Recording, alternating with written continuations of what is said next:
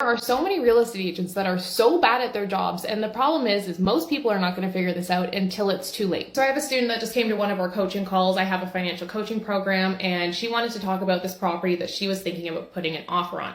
Her agent didn't identify any of these red flags to her, but I saw so many of them as soon as she started talking about the home. When we were talking about the expenses that she would have to pay for every month with purchasing this property, one of the things was a maintenance fee because it was a condo. Now, this maintenance fee was $900 a month. What we need to understand is that maintenance fees don't usually ever go down, they only increase. And there is usually an inverse relationship between the price of the property and the condo fee. The higher the condo fee goes, usually the lower the price of the property goes. This is because once those condo fees hit a certain price, there are less people that are interested in buying. Now, when you're buying a condo property, you need to think of it as you are buying a piece of a business. You need to understand how much money the condo corporation makes, how much money they spend, and if they are being sued. Because ultimately, all of these things become your responsibility. And one of the things she asked me was, what is a reasonable price for me to offer on this property? What can I actually expect to pay? Here's the tea. What you want to pay for a property doesn't matter in the grand scheme of things. What matters is what the property is actually valued at. Now, the value of a property is always a value range, never a static number. And your real estate agent should be working out what this value range is using a three-pronged approach. It is a huge red flag if you walk into a property and your agent asks you what you want to pay instead of telling you what the property is actually worth. And that is because when you are financing a property like the majority of people are, it's not necessarily your home, it's the bank's home. And the bank is not going to pay some inflated price just because you decided to pay that. Paying more than what the home is worth can put you in a position where you don't have a mortgage to cover what you've actually agreed to pay to the seller. So the first thing that your agent should be doing is doing a comparative market analysis. They should be looking at the historical prices in that neighborhood or in that specific building and coming up with a value range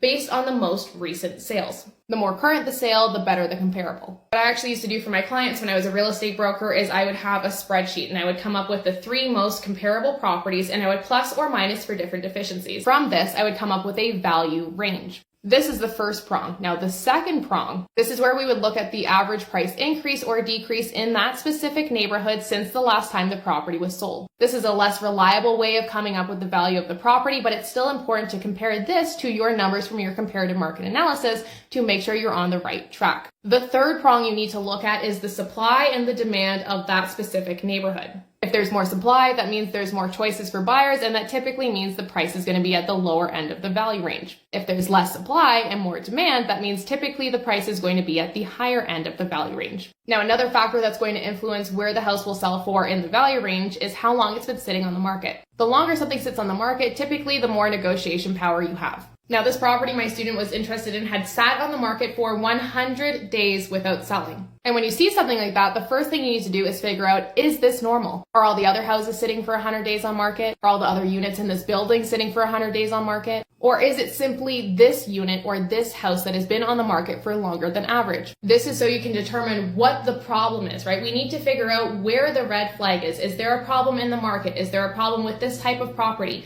Is there a problem with this building? Or is there a problem with this specific unit or house?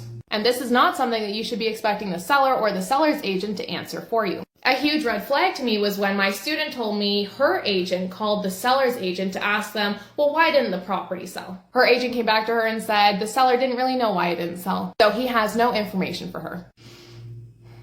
The seller's agent does not have a fiduciary duty to the buyer. They have a fiduciary duty to the seller. They have to look out for the seller's best interest. Is it in the seller's best interest to give details about why a property isn't selling to a potential buyer? No.